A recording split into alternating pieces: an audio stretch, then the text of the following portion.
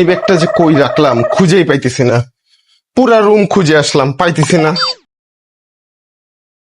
বসে বসে মোবাইল দেখতেছি, একটু যে আমার মানি ব্যাগটা খুঁজে দিবে সেই কাজটাও করতেছে না। মানি ব্যাগ এখানে আসলো কেমনে? কি ব্যাপার? মানি ব্যাগে 5,000 টাকা রাখলাম, 5,000 টাকা গেল কই? নিশ্চিত কোনো একটা কাজ করছে। এই তানিয়া, তানিয়া, এই আমার মানি ব্যাগে যে 5,000 টাকা ছিল, 5,000 টাকা কই? দেখতে পারতেছো না, এই ড্রেসটা কিনছি। তুমি 5,000 টাকা দিয়ে এই ড্রেস কিনছো? এটা কোনো কথা হইলো? তুমি 5,000 টাকা দিয়ে ড্রেস কিনবা তো তুমি আমাকে বলবা না যে আমার মানিব্যাগ থেকে টাকা নিচ্ছ? এটা কোনো কাজ করলে তুমি? আমি তোমাকে জিজ্ঞেস করছি। আমাকে আবার কখন জিজ্ঞেস করছো?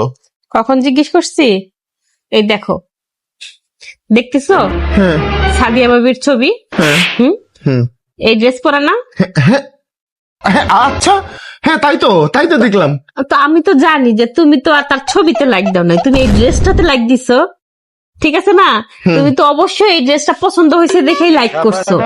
তখন আমি ভাবলাম যে তোমার এই ড্রেসটা পছন্দ হয়েছে, তার মানে হচ্ছে তুমি চাও যে এই ড্রেসটা আমি কিনি, ঠিক আছে না? হ্যাঁ হ্যাঁ হ্যাঁ, তাই না? তাই তো।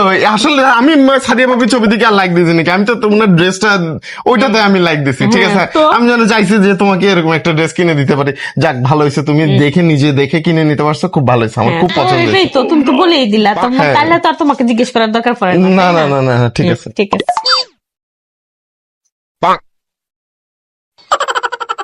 দেও আরো ছবিতে লাইক, এভাবে যতবার দিবা ততবার টাকাও যাবে।